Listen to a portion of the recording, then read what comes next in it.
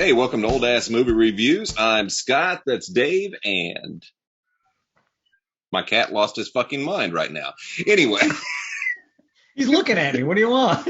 no, he's singing the song of his people to me right now, so I'm not sure what that means. The food dish must look like it's about to be critically low. Means his flying saucer is ready to land and pick It him might up. be. It might be.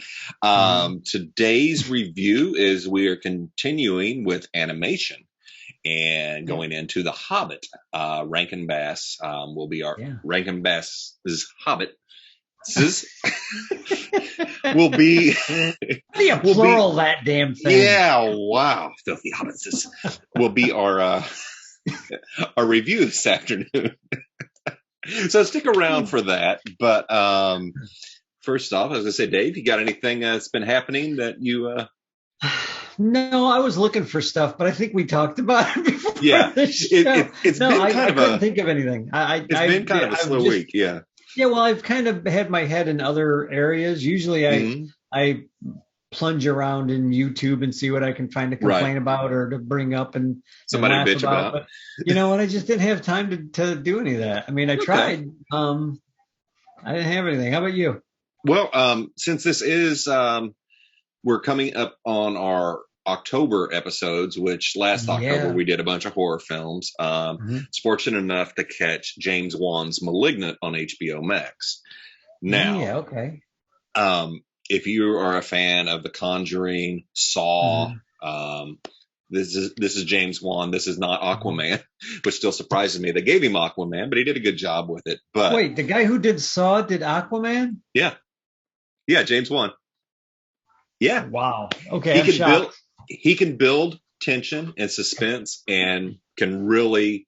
He's got a way with things. So, but this movie was written by he and his wife, and I can't. This is a movie that I can't really talk about without completely spoiling it. Even the slightest little thing will spoil this movie.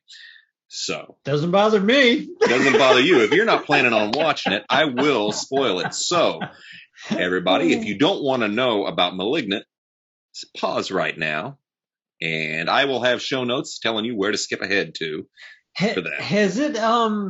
It's only been on HBO Max for a couple of days, right? A couple of days, yeah, since Friday. Okay, that's it. I will let you spoil away, my friend. Okay. Spoil away. Right. I'm interested. This is, to me, when I watched this movie, this was 1980s horror at its best. It's batshit crazy. It doesn't matter that things don't make sense or not possible. It's just fucking cool as hell. Stephen King approached this subject before in a story called The Dark Half, about somebody dealing with a parasitic twin that their other body absorbed, and it would talk to them and stuff. This involves the main character, Madison, whose real name is Emily, and she was born with a parasitic twin on the back of her head with full arms and legs. Okay, and as a child, they end up removing that, but they couldn't remove the head part because it still had the brain and was using Madison's brain. So they split her skull open and push the head inside so it stays inside her head. And just to make a long story short, her twin's name was Gabriel. I know it's batshit crazy, isn't it? I see you laughing. This is why this movie works. Gabriel awakens, and he literally rips open the back of her head and takes over her body. So her body is now moving backwards, and he attacks with a contorted backwards body, which they used a contortionist to film. It is absolutely amazing. The violence in this is insane. Gabriel goes on a killing spree in a police station, and I think he kills like 30 cops barehanded, and they're shooting and everything. It's nuts. It's absolutely crazy. Is he supposed to have like demon powers and be bulletproof? Here's the thing. He's not bulletproof, but he's super fast. He communicates through radio waves. None of this is explained, which is fine. This is like, fuck you, this sounds cool. So thank you, James Wan, for doing something that was fun. This movie is a trip. It is a trip and a half, because this woman thinks, figure out the head being pushed back. This woman thinks that she's just psychic, and she's seeing these visions of people being killed. She doesn't realize her body's actually there because Gabriel is able to induce she's not a even hallucination. aware of what's going on. She has no idea. So you spend the first 2/3 of the movie thinking that she's psychic or it's an imaginary friend or some sort of demon, only to find out it's really her. And it is freaky. It's good. I don't have a lot to say on it other than I just spoiled the hell out of what actually happens. And it was a shocker to me when her younger sister found videotapes from Madison's early days in the hospital. And that's when you finally see the twin with its arms and everything hanging off her back and attacking. It is gross. It is fucking wonderful. Have you ever seen... Now, this is just real quick because we got to get into today's show. I told you it was batshit crazy, and I recommend everybody to watch this because if you love 80s, and here's the thing: in the 80s, they were not afraid to do something batshit crazy. Let's put security robots in a mall. Let's do some weird ass shit. Let's have a trans person killing people at summer camp just out of the blue. It's just why not? There's a movie in the 90s or early 2000s, I think, called Darkness Falls. It deals with the Tooth Fairy. It reminded me of this. That's actually really good. That's in our queue. Kat and I have watched that and really enjoyed it. But I love Darkness Falls. Yeah, that is a really good show. I forgot. And that's a weird one too. And I like stuff like that. And that's when somebody. It's a shame it took James Wan this many years to get this many blockbusters under his belt to be allowed to just play. To just do something crappy that should have been done early on. Yeah. This didn't do well at the box office, but I guarantee this movie will turn into a cult movie. It is so freaking awesome. It hit my top 10 of movies. So it's. What it sounds like is not The Running Man. What the hell? Total Recall? Yeah. The guy takes off the shirt and he's got the other guy growing on him. Yeah. That's the psychic. Yeah. Or the Venture Brothers, where the father has got his twin inside of him. Yeah. That's just what I was picturing when you were saying. I'm like, what the hell? What, this guy watch one too many Venture Brothers cartoons? Yeah. It's just taking a crazy idea and just running with it and not caring. But the production was great. The way it was shot was wonderful. The sound design. James Wan can make you jump right off the fucking couch. A lot of people in the horror community hate jump scares. I think there is a place for them. If that's all you're relying on is a quick burst of music and stuff, it does get old. But just lightly sprinkled in, they're wonderful. To jumpstart your heart. That's why I think the first, I don't know that I've seen any of the other Elm Streets, but the very first one, Nightmare on Elm Street, had jump scares, but it also had a whole lot of tension. Yes. Like I remember sitting in the theater with my friends and we were watching it and they do the jump scare and everybody, but then you'd have like very tense moments. Like I think the girl's walking down the hospital corridor and you see the body laying there and then all of a sudden the legs lift up and the body's dragged. Oh, that's in the school. Yes. Yeah. There's the school. But there's like just weird stuff going on. You're like, are they dreaming? Are they awake? What is going on? And that really led to, if you got that jump scare, it was well intended. It was deserved. Yeah. But it was also like a lot of, they're building you up for it the whole time. It was a good movie. James Wan can really do that. And I enjoy watching his movies. I don't think there were any jump scares in Aquaman, but other than that. What's his name's acting? I don't know. Aquaman wasn't bad. Did you watch it? No, I'm having a real hard time getting. It's not bad. I understand he's not what you would have thought because not what I grew up with. Exactly. He's not what I grew up with, but I didn't hate him in Justice League. Right. The Zack Snyder's version of Justice League. So you may like James Wan's Aquaman. Gonna have to take a look at Aquaman. I just keep putting it off because I don't like the red-haired woman that's in it. She's just got too much baggage. That woman's just got too much the one who was actually the domestic abuser, not the abusee. Yeah. She accused the one who tried to take out Johnny Depp. Find out. Wait a minute, that's not what was happening. Yeah. Yeah, that one. But I had problems with her before that, and then all this came out, and I'm like, well, you're just a whole bag of love, aren't you? Oh yeah, yeah, just a bundle of joy. Yeah, everybody should be hanging out with you. You're a party. Hollywood needs to clean its fucking closets. They never will. They've gotten worse. No. Yeah, I would agree with that. I would agree with that. But I might just really don't want to. But there's a part of me wants to be the completist and watch the DC movies. So I'll probably wind up watching it. Just don't know when. I still got to get to Superman. The Superman ones. I haven't watched those. Which ones? Like the original ones? No, the latest ones. What was that? That was my phone. Okay. Sorry. The latest ones with damn, who's in it? Cavill? Henry Cavill? I think with Cavill. Yeah. I haven't seen those. I think Man of Steel or something. Yeah.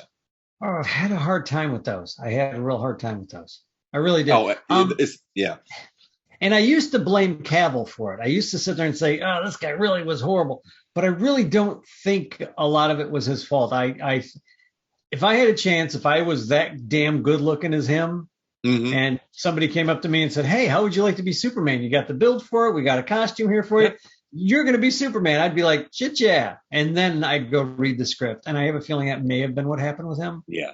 Like he's a good actor all around. I've seen a lot of good things. It had good parts. There were parts of the two Superman movies that I liked, because I think it was Man of Steel and then Batman versus Superman or Superman Batman. I've seen that. I have seen that one, but I haven't seen. Okay, then I haven't. Wonder Woman comes in and that was in Batman versus Superman. Yeah. Okay. Moments in that one I really liked. I did too. Ben Affleck. I didn't. Yeah, Ben Affleck was the best part of the second movie. Well, and Godot when she throws on that Wonder Woman and she's, I think she's got the whip and she's like spinning her rope and bullets are bouncing off the rope too. It's like, oh, that's pretty cool. You don't see that. But yeah, I go into him. It's not the Superman that you know. I mean, as soon as he commits murder, I'm just like, wait, what? Why? Yeah. No, Superman wouldn't do that. Back in the 30s, maybe he'd throw a guy off a cliff. I know Shazam would do it. I mean, Captain Marvel would throw a guy off a freaking cliff in a heartbeat, especially in those old serials. Dude, if you haven't watched the old Captain Marvel serials, you have to watch them. He just jumps down, throws a guy off a cliff. Man. I remember watching. Like, holy crap. As a child, I remember watching that, and then you had the ISIS Power Hour or whatever. Oh yeah. No, these aren't those ones. Oh, these are before. The Shazam ISIS Power Hour. Yeah, that's what I remember. It was really cool. I enjoyed that. That woman, she owns her own corporation now, like some kind of investment firm or something. She was smart as a whip. She did her time, did a couple of movies, and retired. Let me interject before I forget. And this is one of the things that it's just a little thing that just needles at me, and I really hate. Isis is also a goddess in Egyptian mythos. Yes. And this is an old character. So when I was watching Legends of Tomorrow and when Isis clearly shows up and they won't call her that, I was like, you got to be fucking kidding me. Yeah. It's Isis. Yeah. Well, own it. It's because, but you know what? We know why, but still. The thing that's been around for 40,000 years before these assholes showed up. Yes, in white Toyotas. Suddenly you're not allowed to say the name. Yeah. No, I'm sorry. That's No, that doesn't work that way. Yeah, that's not how it's supposed to work. But these are the old serials from the 30s and 40s. Oh wow, I had no idea, dude. I got to look those 45? Up. 45. Oh shit. They might still have them on YouTube. Cool. They're pretty good. They're pretty freaking good. I mean, he jumps down. He does he's supposed to be the kid and does the Shazam thing. But I just remember one or two shows where he lands and some guy's trying to shoot him. He takes him and he throws the guy off the cliff. And this guy's, they're showing the picture where he's like a half mile up, and you're like, that guy didn't survive that fall. Captain Shazam will kill some motherfucker quick. Damn. But I like the Shazam movie. That was good. I want to watch the second one. The Shazam movie was really good. I love pretty much every bit about it. That was really good. Yeah. I think it's gonna be good. Shall we get to our review of the Hobbits? I say we get to our review of the Hobbits. All right. I don't know how I did that with my mouth just now. I don't know. All right. It's a good trick. Hold on. Hey, welcome to Old Ass Movie Reviews. I'm Scott. There's Dave, and have got. Hey, Dave. I forget my camera's mirrored, so I got to look the opposite way. Right. We have a animated treat from 1977, the Rankin Bass production of The Hobbit. This is a classic. This is a fucking classic. I have seen this countless times, more times than I can even count. And it's always so enjoyable. I remember growing up watching this. For those of you out there who are listening, the Peter Jackson Hobbit movies were not the first. So just saying. No. Rankin Bass, the people who brought you Year Without a Santa Claus, Frosty the Snowman, right? They did the animation. Yeah, I think they did do all Frosty of that. The Snowman. Any Christmas show, Rudolph the Red-Nosed Reindeer, any Christmas movie or show, television special that was out in the 70s, Rankin Bass did, probably. Yeah. And this was one of those. Yeah, this was one of those that would come on every year at a certain time, or what it would always play. And I remember as a kid watching it. And I like that in an hour and 17 minutes, we have The Hobbit. This is the Reader's Digest condensed version, of course. But Peter Jackson made it into probably 6+ hours of was not necessary. No, not at all. We were talking about the whole story's here. They gloss over a lot of stuff, but you basically get the gist of what's going on. Yeah, I mean, and better. Yeah, and the thing being is it's animated. It's going to appeal to a younger audience with a shorter attention span. Yeah. So it had to be snappy. It had to be quick. What I forgot was just how good the songs and the music. It just worked so well. All the songs were in the book. Yes. All those songs that are in this movie, I think every one of them are in the actual book. And it's just, but in the book, there's no actual music, of course. It's just, you know that he's singing, or one of the elves or the dwarves or somebody singing. So there's a lot of lyrics in the book.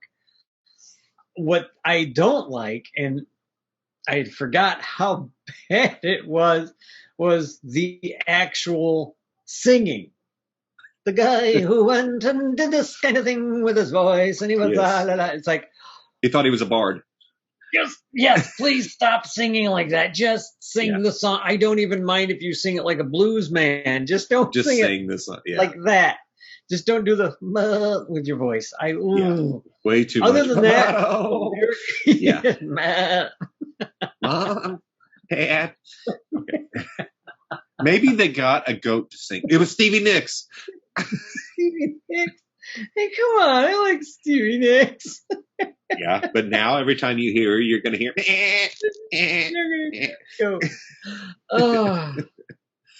But the songs were good. Then every one of them pushed the story forward. I'm not going off on a tangent. Damn it. Yeah, that's fine. Well, here's one of the things you mentioned in the Hobbit. They're in the book. I have not read the Hobbit. I only read the Hobbit. I really did. The Lord of the Rings.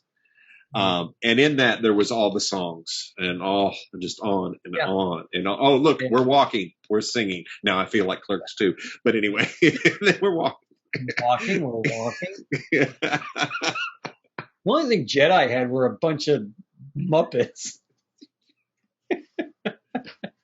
Hey, we're back on the one true trilogy here. Yes, there you go. I'm not even going to go off on Kevin Smith right now. He's got his own troubles. He's getting tore apart for He-Man now. Oh, really? I thought people were liking it. No, well, I don't know. What I've been seeing is like a lot of fans that are actual fans of He-Man. Yeah. That have followed it since its beginning till now. When it was a really poor commercial for toys. Yeah, basically. that loved it, or just looking at it like, oh, you emasculated another male hero. Thank you, Kevin Smith. Ah. I haven't watched it. I'm only going, and I had no intention of watching it, but now I want to watch it and see how badly he screwed it up. And maybe he did. If he screwed it up at all. Or maybe there's just a whole lot of people who hate Kevin Smith. Well, that's probably fair. Which could be. I'm sure he has his haters. I personally love his first 3 movies. The first 3 were freaking great. Clerks 2 was pretty good. I really like that. But yeah, he had a couple stinkers in there. Of course he did. Got a few stinkers in there that everybody likes to try and mess around with. But that's beside the point. He's pretty good writer, pretty good director. He's done some good comics. Good Run of Daredevil and stuff. Yeah. But there's the tie-in here is you can't please everybody all the time, and there are people who go back and have not read the Hobbit book, but have seen Peter Jackson's 15-hour 3-part whatever travesty. I'll call it what it is. It's a travesty. Something tells me he got a lot of notes from Hollywood at that point, and he just said, "Okay, I'll take all your notes, and I'm putting all your notes in my movie. There, now you got that. Have a nice day." Or maybe not. Maybe he thought he was improving the Hobbit. I don't know. Maybe he just went so big, but that's when I was watching this last night, I was actually thinking of Peter Jackson's. And so was I. I kind of want to watch the first one again so I can see the town on the lake. The lake town. It looks a lot like that. Yes. Like in the movie, they use that as the model. They had to. Yeah. It looked like that. And it's like, I love that scene when Smaug is in the Peter Jackson one attacking and everything. And it's like, that's what I was thinking when I was watching. Now, one of the things I love about this animation, and I also hate Bilbo's look. I really do. It drives me absolutely crazy. But doesn't bother me. I like it. But Smaug is awesome. Smaug looks really good, but he looks like a cat. He looks very Chinese dragon now. He looks like very much a Chinese dragon. I almost said, Chinese secret. Yeah. But Chinese secret, huh? But that doesn't bother me. I like it. Yeah. But Smaug in the book is described very different. I think he's described very much a European, green dragon. I could be wrong, but I think he's a green dragon, not a red dragon. It's been a long time since I read The Hobbit, but I enjoy The Hobbit. The Hobbit was a very quick read, made for a younger reader. He ended it never planning, from what his biography said, he wasn't planning on writing any more books. He was actually approached, and that's when he started writing the Lord of the Rings trilogy. Oh. And it just got bigger and bigger and bigger. I can't think of the name of it, but have you watched the biography of Tolkien? There's a movie that chronicles his time during World War One. I've heard of it. I know what you're talking about. I've heard of it. I have not seen it. I want to watch it now after watching this. I read the biography. I read his biography, which was very interesting, and the way he went about writing The Hobbit, and the way he wound up going about writing the other 3 monstrous volumes of. They are monstrous, but they're good. They're good. I love them. I want to go back and reread them eventually, but they are, for anyone out there that hasn't read Tolkien, they're hard. Tough read. And that's one of the things I'll clarify on. I said at one of the recent podcasts that I just really don't like Tolkien, and I only mean that as I don't like his writing. I love the universe he's created. I love the story. I love the characters. All of that is great. It's just. He was hard to read for me because they are very tedious. However, when you're done, you're like, wow, I accomplished something. I made it through this freaking volume. That's a story. You got and half of that is songs. And description. Yes. Like he writes descriptions, and you'll be on 5 pages of him describing a sword or a ring or something. Oh my God, yeah. And you're like, by the time you get through it, you're like, wow, that's a lot of description. And he never brings up the description again. But he builds a world. Universe, you could step into that universe and you would know where you were, who you were dealing with, and what government agency you had to go talk to. You know right away. You'd know exactly what was going on. But yeah, they're a tough read. I mean, if you're not a like a devout reader, yeah, it's been a while. It's been probably 15 years since I've read them, and I want to go back and reread them. But it's one of those deals where I know when I sit down to read them, you're in for it. Yeah. The Hobbit, however, is a very thin book. I'm gonna have to read The Hobbit. Very quick read. I think you would like that because he gives just enough description of what's going on, when it's going on, and he introduces Gollum, and you as the reader now know the universe. You know what's going to happen with the ring. When he made that ring, I have no doubt in my mind it was just, this is kind of neat. He's got a magic ring. He makes him invisible, but that's cool. Well, boy, he took it so far. Yeah, who saw that coming? Nobody that read that book the first time knew that was going to happen. One ring. Nobody.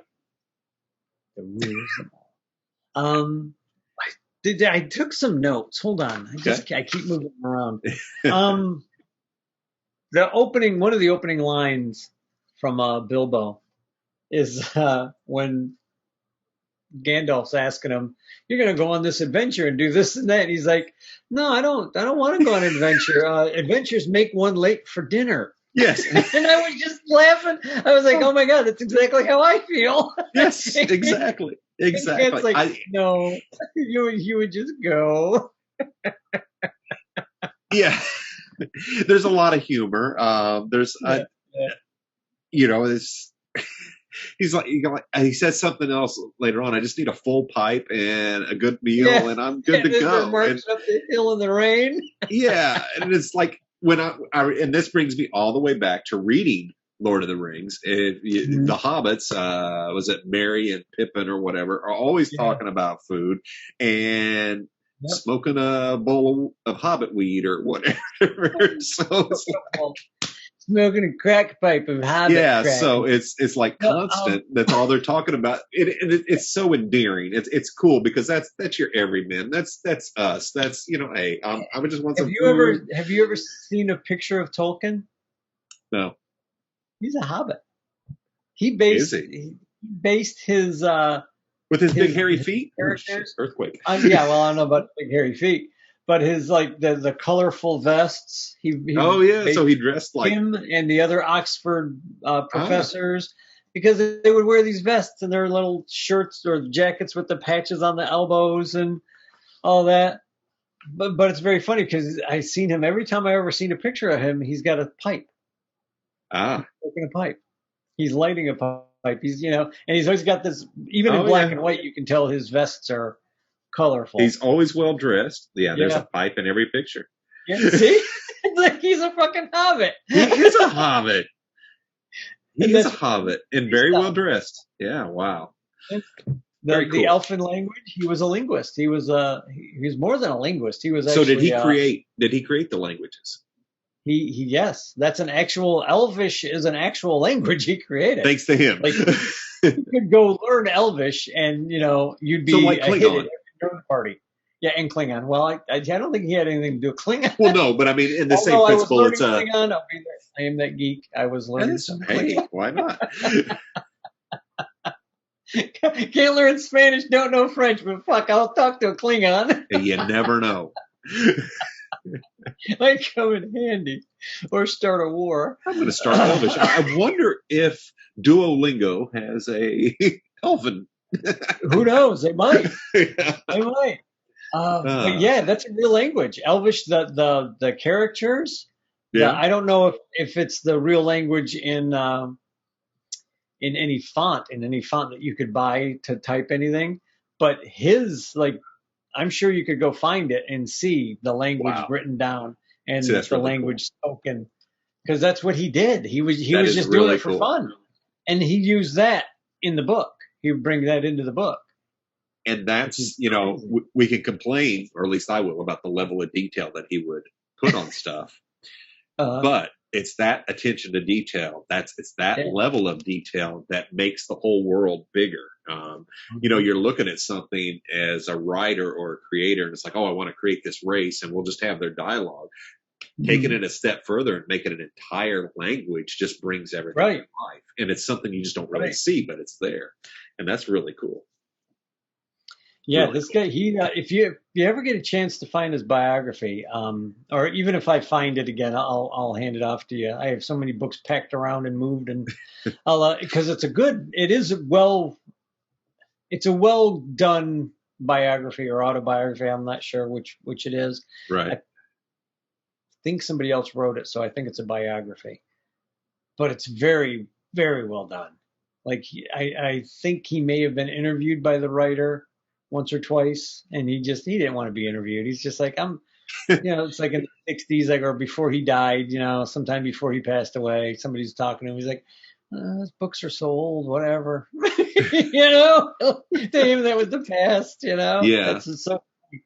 And now we have Amazon pulling out the plug from his family that still own the rights to it. They have absolutely zero talent that are going to destroy the universe. Thank you, family with no talent. I know they're making a series, and I know they're spending more money that's ever been spent on a television show. They're going to make it like Game of Thrones. They're going to show titties. They're going to have sex scenes and this and that. And it's like, no. That Tolkien would have said no to all of that. None of that's necessary. He was a very Christian guy, number one. He would have never showed breasts. He would have not, he may have hinted at a love scene or something, maybe that, but never would have been like that. Never. And I think you have to, at that point, you have to respect the creator. Well, yeah. And they're not going to. They're not going to respect the creator or his creation. So they've come out and said it's going to be R-rated? That's what everything I've been reading, everything I found on this. I hope that's wrong. No true fans are happy about it. Let me put it that way. Yeah, I was excited to hear that they're going to pull from the universe, but I haven't read any further other than I saw it was going to cost a ton of money. I didn't see that they were going to do it Game of Thrones, and that's one of my problems when that show came on. And you can, it's not just HBO, it's Netflix. Any of them with Netflix with Orange is the New Black. How much can we put on TV before we get a XXX rating and get pulled? Right. And that's all I saw those days. It's just at some point tell a good story and stop. Just tell a good story. And if you can't tell a good story, don't. Because it's only there for one reason. Yeah. It's to get viewers. That's and I'm really hoping that everything I've read is wrong, because I have come across stuff like that before where I've read, and I've seen whatever everybody's talking about, and I'm like, all the complaints that you were having, I don't see one of them. So I'm hoping that all those are all BS and everybody's wrong. But my fear is, from what I've seen from Amazon, what I've seen from Netflix, what I've seen from all these other, I don't think they're wrong. I don't think they're going to be or at least they're not going to be too far off the mark. Right. But for this Hobbit to be done back in 77, I think. Yeah.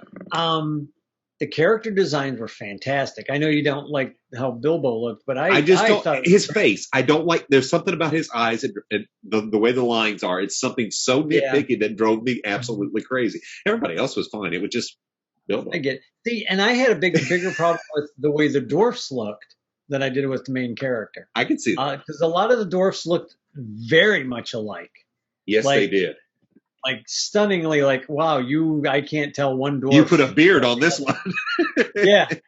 Like, oh, this nose is the exact same as the other 5 dwarfs, and the eyes look the same. Oh, different color hair. Got it. I didn't notice that until you mentioned it. I think they got real tired real quick with designing the dwarfs. Like, dwarfs are short and have beards. Let's go. Yeah. Now, one of the designs that I love and have always loved, and as a kid it kind of scared me, were the goblins. Yeah, those goblins. Oh my God, they're so big. Goblins are great. They are so great. But yes, it's weird. Yeah, it's weird and it's great. They looked awesome. They sounded awesome. They were a real threat. They were physically imposing. I mean, when they walked into a room, you knew those goblins were there. You knew those orcs were there. And that brings me to another point. I did not realize that these fuckers would have died on the first night if it wasn't for Gandalf saving their ass every time. every time. It's like that scene with the giant trolls. Yes. Yeah, that's in the book. There's a lot more detail in the book. Oh, I bet it's good. It's freaking tastic. It's so good. It's much better than the movie, the live action movie that we were just talking about. In my opinion, the scene just reads so much better because you're just filling in all these little holes. And I think Peter Jackson had to try and fill all that in. Yeah. And I think your imagination, when you read it, just takes over. Well, imagination, people will make this argument all the time. And this is perfect for this type of movie because we're dealing with a book to screen. Right. People make the argument all the time about, hey, the book is so much better. Of course it is. Your brain built a universe. Your brain painted the pictures. Mm-hmm. Your brain saw it. Now you're seeing somebody else's interpretation. Of course it's not going to it's not going to fit. Right. It's just not. And movies are usually, unless you're talking about the Hobbit trilogy, are trimmed down for speed and feel and to make a movie exciting. They're edited in a way to plow through it, not drag down. Unless you're doing a miniseries, it needs to move. So that's my opinion. I would agree. Yeah, that's like the Hobbit trilogy movie should have been at the very most two movies. Yeah. And that would have been really pushing it. Get rid of the love interest with the fake elf that's not even in the book. I mean, I'm telling you, dude, when you read this book, you're going to be like, this moves so much faster than the movie. Why did you put all that other crap in there? I don't understand. Yeah. But because money. Yeah. He was given a trilogy deal, 3-movie deal. Hell yeah. This is true. Yeah. I mean, I can't fault it. Yeah. No, I don't fault him at all. Yeah. Other than storytelling in this particular case. And then he did such a great job on Lord of the Rings. And then I see this one, and I was kind of looking forward to it. But every time they said 3 movies, I'm like, the fuck is he making 3 movies out of that book for? And then when they shot it in 48 frames a second, it was very distracting. It was like watching a television soap opera or a home video because the video, it didn't look filmed. It didn't have that film appearance of 24 frames. So it's like, hey, it's gorgeous, but I'm not watching a movie anymore. Yeah, it was too. It took you out. Took you out of it. Which is weird because hey, here's more realism, but it's taking you out because I think we're used to seeing the grain, the flicker. I think you need it. For me, I think you need it. I had a television set. I have a television set that I had to turn all that shit down. Like I remember the first time I popped in Wizard of Oz. I had all the settings perfectly, and that sucker popped, and I was like, "Holy cow, that's beautiful! You can see shit that I've never seen before." And then I put in another movie. I forgot what the heck the other movie was, but I was like, "Oh! I got to turn all those down. I'm gonna turn all those freaking." Well, here's the thing: a lot of new TVs, and not to go way off our podcast, but a lot of new TVs ship with I forget what the feature is called, but it's turned on and it smooths everything over, and it's so distracting because it looks so in your face. I went to my parents' house a few years ago. I was like, "Whoa, what's up with this movie? Something's wrong." And I went and turned all that off. It's like, that's better because it was just. It's a movie. It's not supposed to look like I'm looking out my window. I don't. That just exactly. No. I need to remember it's a movie. Come over and touch me on the nose, you know. Exactly. So it's those things. And so when he tried all that, but back to the Hobbit. Great story. Back to the Hobbit. Back to what we were originally talking about. Back to the little tidy Hobbit holes, not some dirty old hole. But, there's a clean Hobbit hole. It's not a dank, dirty hole. It was a clean hole. It was a clean. Don't say it. I'm not going to say it. We will save the Hobbit holes to old Sam and Frodo. The Rankin is TV animation I like. It's a little choppy, but it was made for TV, so you're going to have chop. It is choppy. It goes by very quick. It is an abridged of a very quick story, as you're telling me already. Yeah. So, but they got a lot in there. Orson Bean was the voice for Frodo or for Bilbo. Bilbo. Now, I didn't get a chance to look, but is he any relation to Sean Bean? You know what? I don't know. I don't think so because wouldn't that be something that both of them got to appear in the Tolkien? That I would have to look that up. But Orson Bean was around for years and years. He just recently died. I think he got hit by a car. Hit by a car. John Huston. Yeah. Did Gandalf. And he was the narrator. And did you happen to catch the name? The name voiceover guy was Theodore, who did the voiceover for Gollum. Do you know who Brother Theodore is? No, I do not recall Brother Theodore. Oh.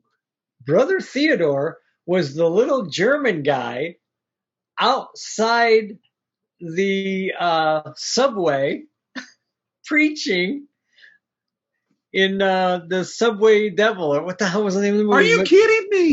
No, the one who was who was preaching like he was getting ready to referee a WWE match. Yeah, he was also in a lot of episodes of Barney Miller. Oh my God! And he was I want to say Yugoslavian, but I'm not sure. I only did a little bit of research on him. He just went by when I saw the name Theodore, and then somebody said it was Brother Theodore, I was like, wait a minute, that's Brother Theodore is the guy that was in that movie. Oh my God. The devil, what the hell's the name of that bad movie? I blocked the Devil's Express. The Devil's Express. Yeah. He's that guy. He's the guy who was doing Gollum. Wow. Now this is not to take away from Andy Serkis, but this was a good representation of Gollum. Yeah, I think my guess is Andy Serkis based some of his but there was some vocal things. Yes. Yeah. Of course, that's described in the book as well. So, but hearing that, it's like, ooh, I'm sure Andy looked at everything he could. So, Oh yeah, absolutely. 1977 animation. And we talked about the goblin designs. I'm just going down my notes. Yeah. I said that about the music always pushing the story forward. It did, and it was some good songs. And thank God we didn't get Leonard Nimoy's version of Bilbo Baggins. Anybody who gives Captain James T. Kirk a hard time for Tambourine Man has never heard Leonard Nimoy's version of Bilbo Baggins. Better yet. Was it Bilbo or was it the Hobbit? Bilbo Baggins. Wow, painful. The video's even worse. The video makes it even worse. It does. Because with the little Hobbit. Because doesn't he still have the Spock haircut? Yes, he still has the Spock haircut. There's people, tall people supposed to be hobbits, and they're jumping around, and it's just so Bilbo. Man, thank God for small favors. Thank God for small favors. Do you know the name of the company? God, I can't get that out of my head. Sorry, and hopefully our listeners are now on YouTube looking up Leonard Nimoy and Bilbo Baggins. And while you're at it, Tambourine Man. Look up Tambourine Man. Hey, Mr. The company, Tambourine Man. Mr. Tambourine Man. Mr. Tambourine Man. That's so great. It is great. It's so great, though. And it's you're gonna laugh your ass off. I actually have his CD. If I'd have had that when I got to meet him, I'd have had him sign that and ask him about it. Oh my God! I tell you what. Oh my God! If I ever find out he's signing somewhere, I'm gonna take that with me and see. Oh God, yes.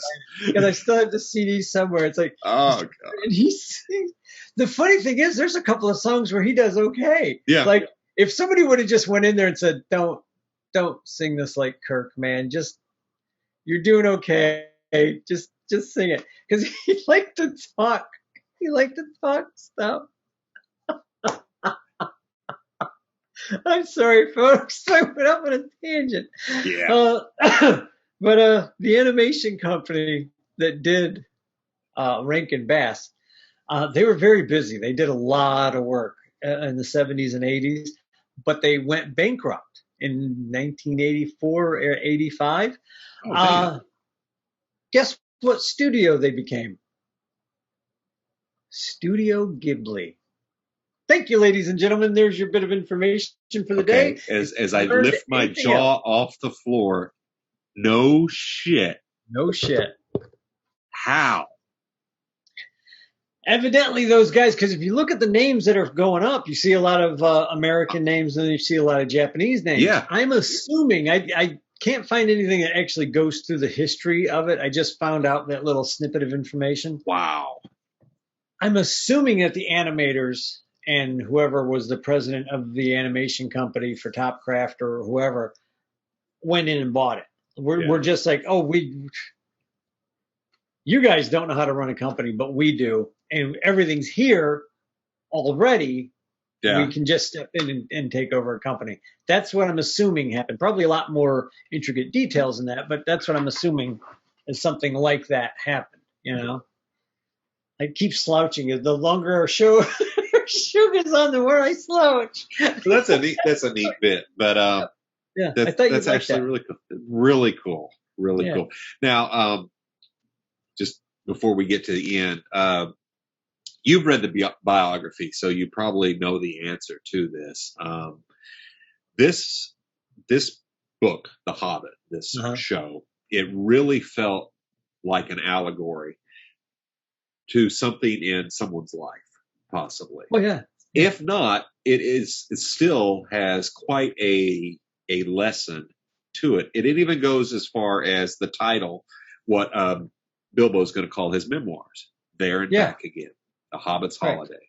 It's an adventure, and it's like here you have a normal, everyday hobbit who just wants to eat and wants to sleep and enjoy the beautiful Shire. Be a hobbit.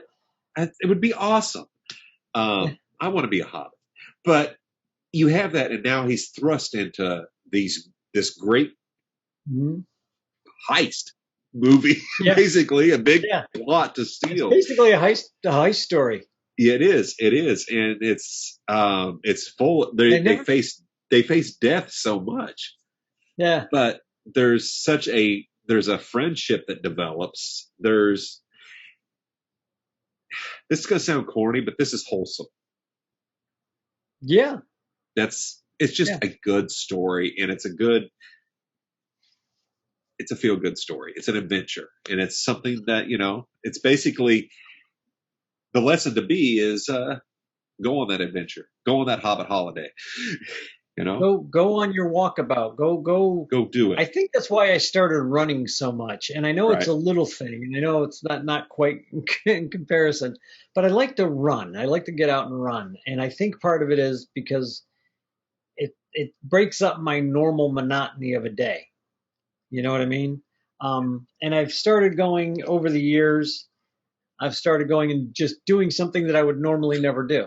Like just go out and do something, I don't know. Like if you've never thought about going to a zoo, go to a zoo. Yeah. If you've never thought about going to a museum, go to a museum. A beach, hang out, go, grab your buddy, go for a walk, doesn't matter. But yeah, I like to do little silly jouts around town and just, if me and the old lady just want to go do something, we go do something strange, different things that we never did before. Go do something different. Break the mold. This is like an allegory for that. Just go out and do something. You don't have to go out with a bunch of dwarfs and steal a gold from a dragon, but make an adventure of it. Make an adventure of your life. You only go around once or maybe 5 times, depending on whether you believe in reincarnation or not. Exactly. But you still don't remember your past lives. So it's only once, really. Even if you're doing it 15 times. But yeah, I like going to, I'm not wrong. Yeah. So I mean, that's what it felt like, and I just really enjoyed watching that. It's like, you know what? Thank you, Bilbo. You're right. Yeah, it's very interesting. It's a good story. It's a solid story, and I never thought of it as blatantly slap across the face as it is. I never thought of it as a heist story.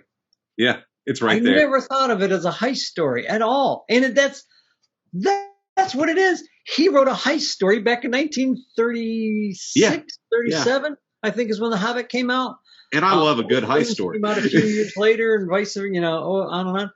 Yeah, and it's so freaking good. And now I enjoy it even more. Now I'm going to go back and read the book again. Yeah. Hey, because that's what it is. My first screenplay is a heist movie, so I love heist. They're great fun. So here we go.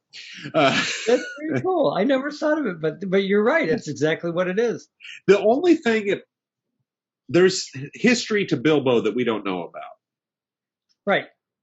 Okay, because they, burglar Baggins, and they would never talked about Bilbo's past, but Bilbo had no problem being called a burglar. So, right. Well, he didn't know what one was at first. I think it had to be explained to him. Oh, okay. I thought, he might have had some shady past. He and Gandalf robbing banks. His family has a shady past.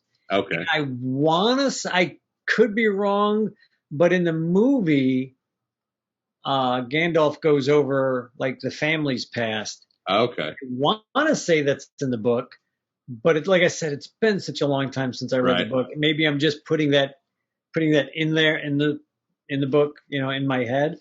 But I want to say there was some kind of discussion about his family's past, because his family, like, there's always been somebody who went off and did an adventure kind of thing. Right. If I remember correctly. That's why Frodo had to go out on that adventure. And then poor Frodo winds up having PTSD. Yeah. For a Hobbit? Wow. Yeah. That's tough. Yeah. I can see that, though. I mean, absolutely. His buddy went through. Yeah. Take me, Elves. I'm going with you. Now, what I did find funny is one of the biggest arguments in The Lord of the Rings is, why didn't the eagles carry them to Mordor? Mm-hmm.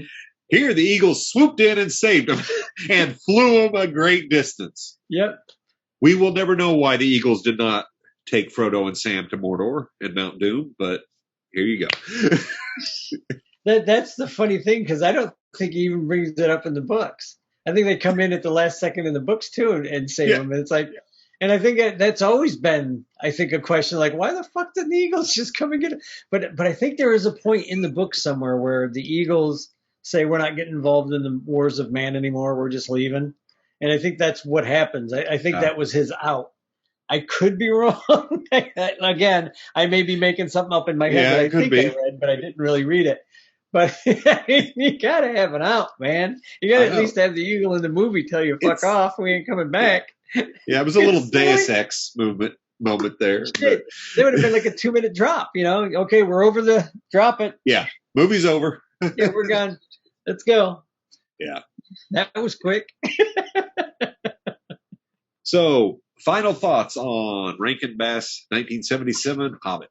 It had been such a long time since I watched this movie, and I had mixed emotions about turning it on, because I was like, oh my God, I know there's a lot of singing. And I don't remember liking a lot of the songs in The Hobbit. I know that in Return of the King, where there's a whip, there's a way, is in there, and I always like that song. But I don't remember thinking they were okay. This time I'm watching it, I'm looking at it from a story perspective, pushing the story forward. I thoroughly enjoy them. And they are all in the book. They are actually part of the story. Yeah. So when the songs come up, they're pushing the story forward. You don't feel like they're hindering anything. Yeah. Because they really did, I'm sure, have a limited budget on animation, so they had to tell a lot more than show. Right. And they did. They did tell a whole lot in this rather than show it. But they did it with the music. And the only thing that bothers me about the music is the guy's voice. That's it. Other than that, with his voice, David? I'm going to sing a song about Frodo, and he's not even been born yet. I imagine Frodo must have been born, right? I mean, maybe not. Because hobbits are old. Frodo had to be in his 60s or 70s when he went on his walk out. And then Bilbo was probably about the same age. I think Bilbo or Gandalf mentioned putting the ring in a case on his mantle for a future family member or something. There's even it's like, I don't think that's said in the book. I think that's probably not. That's just a nod. Here's Frodo. Yeah, but it's pretty cool. Like when if you don't know, if nobody's ever seen these movies or knew nothing about it, and they were like, oh, that's weird, but okay. And then all of a sudden you go and watch the next movie we're going to watch together is Lord of the Rings, the animated version from the early 80s, late 70s, 79. These came out fairly close together, if I'm not mistaken. Yeah, probably 78 then, 77, 78. So, yeah, that's going to be really interesting to watch. That's going to be absolutely to sit down. It's been a long time since I watched that one, too. Same. It had been a while, but once I started watching, I knew the songs. I knew everything that was going on. Right. Everything looked familiar, and it's like, this is awesome. This just took me back to my childhood. So if any of you listeners had ever watched this as a kid, go back and watch it now. It still holds up really well. It's those backgrounds. Yeah. Very well done. Good animation. It's just good story. It's a great story. It really is. So highly recommend. Watch this. Yes. Absolutely. If you can get past the person's voice singing. Yeah. Other than that, that's the only thing that drives me nuts about this. That's it. That's the only thing that drives me crazy about this movie. But other than that, all the music works, all the stories work, it does. All the animation works really well. They did a good job. It's good for the family. If you got little kids, grandkids, you can sit there and watch it with them and not worry about them seeing anything that's not needs to be seen or heard. You know I swear a lot on this little thing that we got going on here. You don't have to worry about any of that kind of language. No. But yeah, it's very good, very wholesome. Yeah, it is. It's one of those that anybody can watch. Like I said, the goblins scared me as a kid. They still freak me out. Yeah, they're kind of creepy. They're the great design. Great design. I love the goblins. I got to get me a goblin t-shirt. So that'd be cool. That'd be a nice design, man. It would absolutely. So be sure to join us next time for Lord of the Rings. Till then. Peace out.